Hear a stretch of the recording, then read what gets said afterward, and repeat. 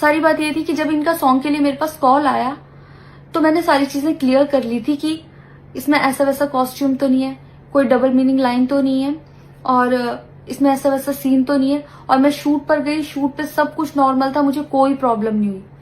जब इन्होंने मुझे लखनऊ के इवेंट के लिए बोला तो मैंने हाँ बोल दिया, क्योंकि मुझे शूट पर भी कोई प्रॉब्लम नहीं हुई थी। और जब मैं लखनऊ में गई, मैं स्टेज पर थी, मैं पब्लिक से बात करी थी, पवन सिंह जी ने मुझे बोला कि इधर कुछ लगा हुआ है। उससे थोड़ी देर पहले ही मेरी ड्रेस वो न्यू थी, साड़ी में नीचे टैग लगा रह गया था। तो मेरे दिमाग में आया कि शायद ब्लाउज का भी टैग लटक रहा होगा। मैं हंसकर उस चीज को दबा रही थी कि अगर मेरा टैग लगा भी है तो वो चीज जिस टाइम मैं पब्लिक से माइक में बात कर रही हूँ उस टाइम ना बोल के साइड में भी बोली जा सकती है, इसलिए मैं उस चीज को उस टाइम पे दबा रही थी। मैंने हंस के टाला, अवॉइड किया और फिर दोबारा बात करने लगी। वो बोले नहीं कुछ लगा है, नहीं कुछ लगा है। तो मैंने कहा नहीं लगा। वो बोले लगा हुआ है। तो मुझे लगा कि शायद ये तो मेरे को लग रहा था कि कुछ लगा है इसलिए ये बोल रहे हैं। और पर फिर भी मैंने हंस के वहां पे टाला, पब्लिक से अपनी बात कंप्लीट की। कंप्लीट करने के बाद जब मैं अपने टीम मेंबर से मैंने पूछा साइड में जाके कि कुछ लगा है, क्या लगा है, उन्होंने बोला कुछ भी नहीं लगा था। जब मैंने देखा मेरे सच में कुछ नहीं लगा था, तब मुझे बहुत ज्यादा बुरा लगा, गुस्सा आया और रोना भी आया। लेकिन मुझे ये नहीं समझ आया कि मैं अब क्या करूं यहाँ पर, क्योंकि जहां मैं गई थी लखनऊ में, पवन सिंह जी खुद भी वहीं के रहने वाले हैं, उसी जगह पर इवेंट था।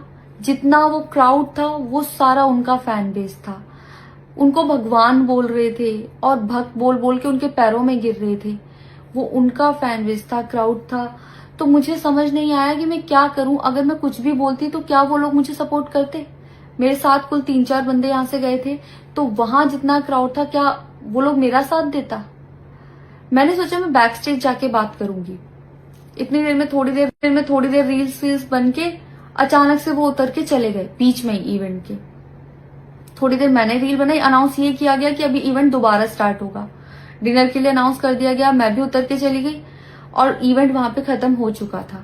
अनाउंस किया गया था सिर्फ कि दोबारा होगा। नेक्स्ट जब मैं घर आई तो मैंने देखा ये बहुत बड़ा मैटर बन चुका था। मैंने उन लोगों से कांटेक्ट करने की कोशिश की, किसी ने मेरा फोन पिक नहीं किया, ना ही उन लोगों ने फोन करके मुझसे हालचाल पूछा कि परेशान हो या कुछ भी नहीं, कोई हालचाल नहीं लिया। मैं पोस्ट करना चाहती थी, जो लोग लिख रहे थे कि मजे आए या हंस रही है, मैं रिप्लाई में पोस्ट करना चाहती थी। मेरे को किसी का कॉल आया था कि पवन सिंह की पीआर टीम बहुत स्ट्रांग है और कुछ भी ऐसा वैसा मत लिखना और ना पोस्ट करना, क्योंकि वो लोग अगर कुछ लिखेंगे ना बहुत कुछ उल्टा लिख देंगे तुम्हारे लिए और बहुत कुछ कहेंगे और बहुत बड़ा मैटर बन जाएगा। अभी जितना परेशान हो उससे ज्यादा परेशान हो जाओगी, तो छोड़ो।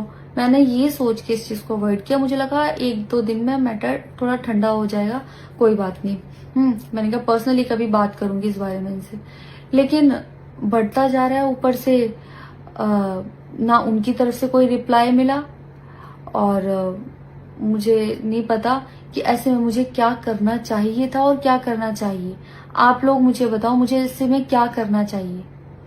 मैं बिल्कुल भी सपोर्ट नहीं करती कि हाँ ये चीज नॉर्मल है या इसको नॉर्मल समझूं।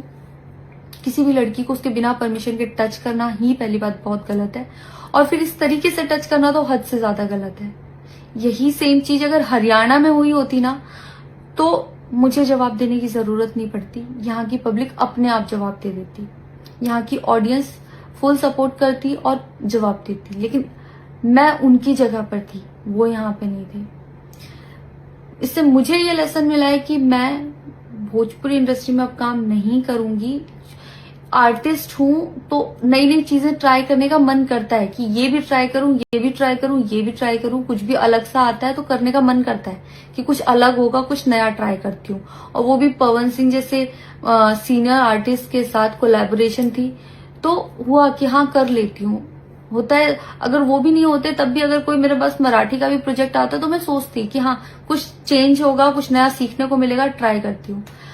पर ये भोजपुरी में काम करने के मेरे साइड इफेक्ट थे जो मेरे साथ हुए।